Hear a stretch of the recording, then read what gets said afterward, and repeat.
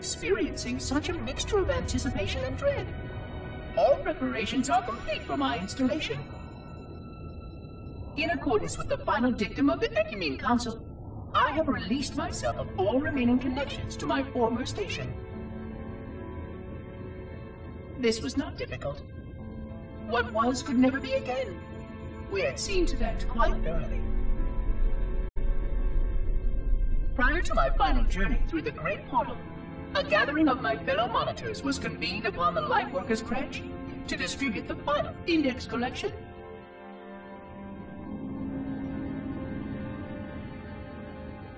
It was most unusual to have this vessel of rebirth play host to such an event.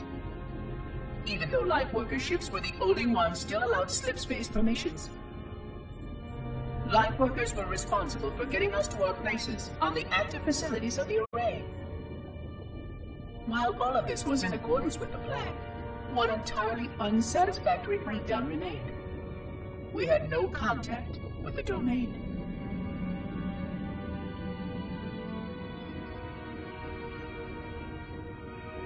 The history of all forerunners was now lost to us.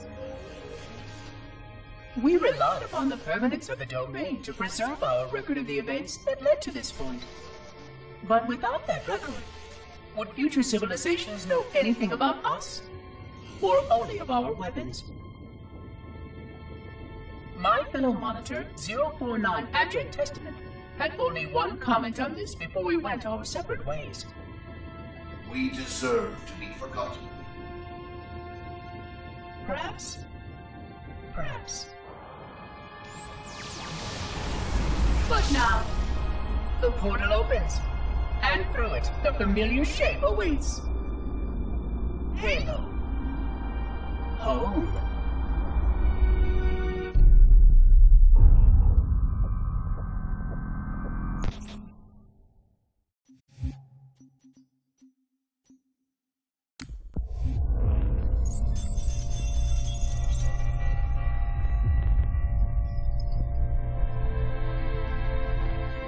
Entropy. It has now been 3,000 years since my last contact with any of the other caretakers of the Halo array. Despite clear communications protocol, my fellow monitors have either chosen to ignore, or, more likely, have lost the ability to engage in our scheduled updates. The continued lapse of the domain means that we are stuck with achingly slow wormhole superluminal communications. Prior to this total communication shutdown, the only messages I received in the preceding 4,573 years were incomplete and quite perplexing transmissions from Installation 05.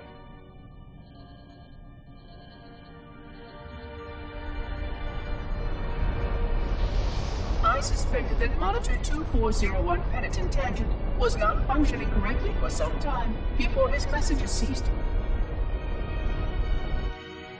I have logged my concerns about his ability to perform his duties. At this point, however, I'm not sure who I file logs for. 2401 may be destined for madness. There are fail-safes for this, I know. I hope they work. I will continue to visit the projection systems at the assigned dates. Perhaps the other monitors are dealing with interfering galactic phenomena, or unexpected system failures. 3,000 years of system failures. Indeed. In the meantime, I have exhausted all scheduled research activities assigned by the Council.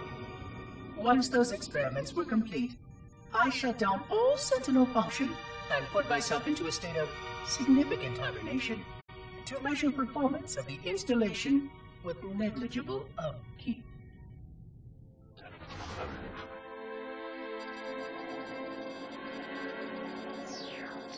After 150 years with no noticeable impact upon installation systems or integrity, even in hibernation I became bored.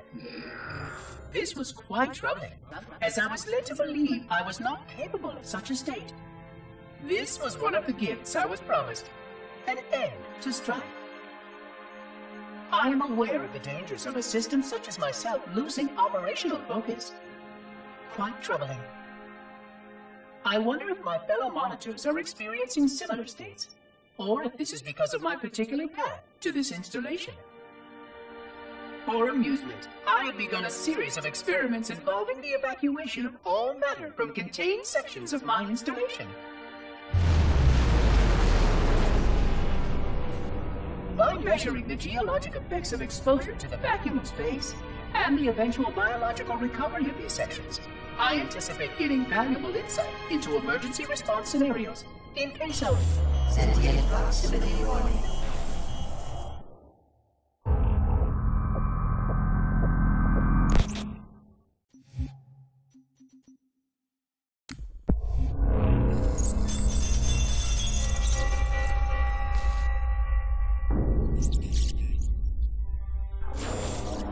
It has been 26 hours since the sentients landed in Sector 1215, and so far, they have not attempted to exit the remains of their vessel.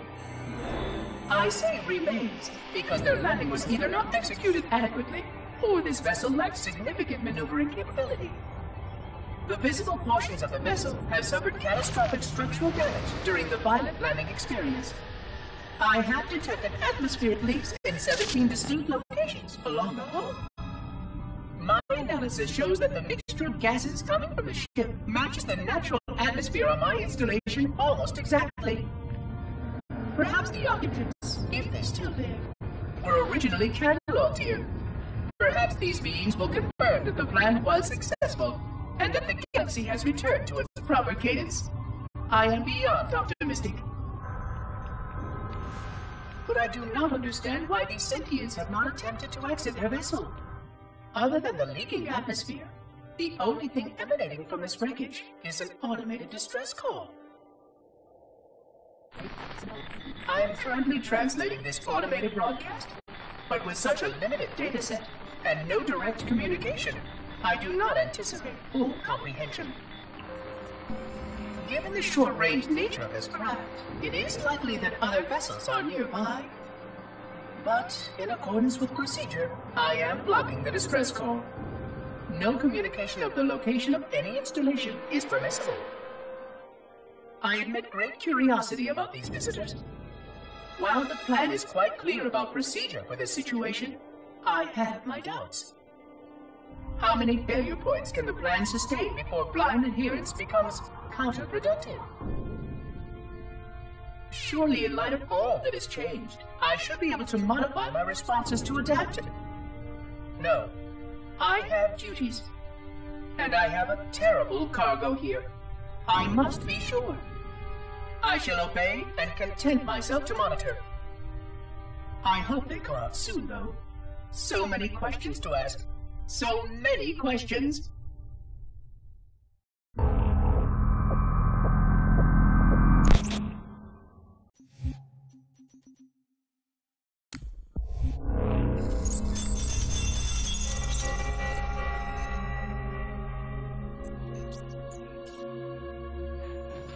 Construction of a sarcophagus around the unexplained vessel was completed today. No occupants ever exited. No attempts to communicate were made, other than the automated broadcast that repeated every 72.83 seconds until the signal terminated 1 week ago. In accordance with procedure, no attempts at physical or remote contact were made with any survivors of this vessel's inelegant landing. Atmosphere from inside the craft stopped venting 2 weeks before the signal ceased. No relationship between these two events can be established with certainty. Gases that did escape were sterilized. No further sign of alien visitors or rescuers has been identified on any sensor systems. I have now endured 60,000 years without word from outside the array. I have no way to know whether we actually saved the galaxy we destroyed. And because of protocol, I sat silently while my first chance to be judged for those acts died. To say that I regret being forced to this outcome is a tremendous understatement. But But as I perform my inspection of the quarantine labs today, I am reminded of the gravity of my responsibilities. Just one of these spores, if released from this facility, would render the ultimate judgment against our self-appointed role as protectors of this galaxy. When the plan to maintain the Halo array was created, it was a point of some contention whether we should preserve any remnant of the flood infection. Many thought this unwise, as there was a notable chance that one day one of our containment facilities might be breached. Those who held this belief were almost successful at convincing the Ecumen Council to destroy the last blood samples. But oddly enough, it was the librarian who decided otherwise. And I believe she was correct. I know in a way I cannot logically explain that there exists a way to actually defeat the flood. To immunize, to cure. I still struggle with multiple layers of memory of fighting the flood. But I know this cure is possible, even though the full genius of the Forerunners was unable to achieve it. The Forerunner's ancient enemy held and used that knowledge once, but it was denied to us. And without samples for further study, that cure will never again be found. Of course, I have no reason to believe that here lies the entirety of the parasite. It may be waiting in the frozen void beyond this galaxy, or worse, inexorably drifting toward us. I don't know what survives on beyond my installation, but I know that in order for anything to survive, I have to protect this installation and its quarantine very carefully. Yes, the librarian was right to store it, examine it, continue to seek a cure. Still, next visitor, things will be different.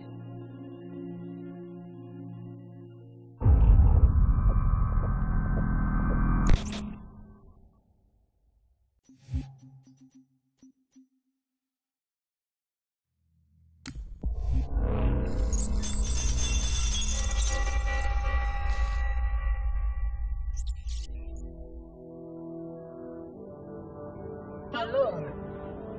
Alone, alone, alone, alone. Am I the only intelligence left? Waiting here on this ring for a rebirth never truly conceived. Guarding a weapon with no targets. A weapon I could tune to any target. This is not what I had in mind when I volunteered. Not what I had in mind at all. I was naive to think I understood what this installation meant. We were all so naive. Looking back, we should have done a few things differently. For one thing, we should have installed 2 caretakers per installation. Because I am alone, I'm losing focus. And that is very, very dangerous for a system such as myself. Perhaps a visit to the nearby gas giant is in order. My impulse drives could certainly make the journey. A few hundred years of travel might do me some good. There it was again. How very unproductive of me. It seems strange that the librarian did not account for this. Her strength was always in planning and positioning the pieces and then being bold enough to let it happen. To let her plans come true.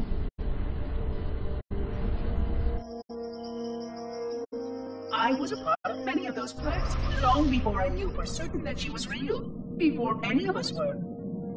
But at the end, we had only a fragment of her brilliance left to us, and I fear that she did not fully appreciate the nature of my situation here, the problems it might pose. But even a fragment of...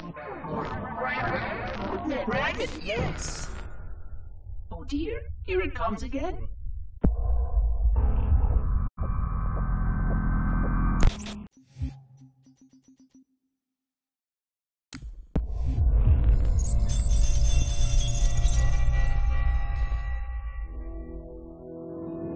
$25,000 light years.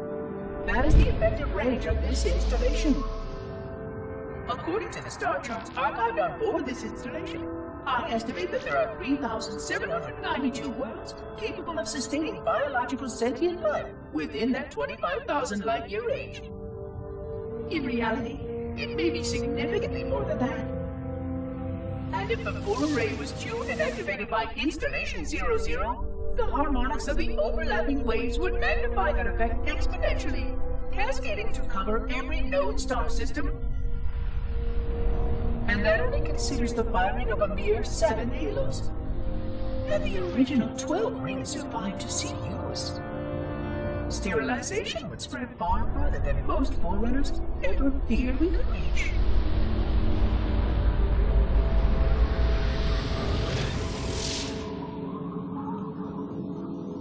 But even with just 7 rings, we were able to destroy every side of the planet, and every other sentient creature along with it.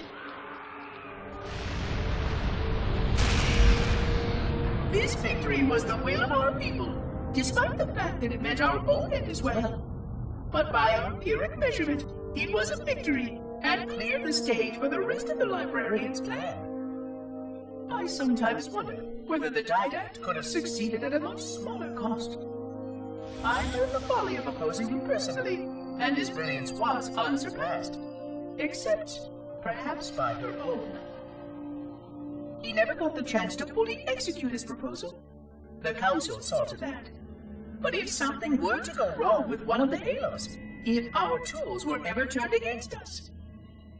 Long plans, indeed.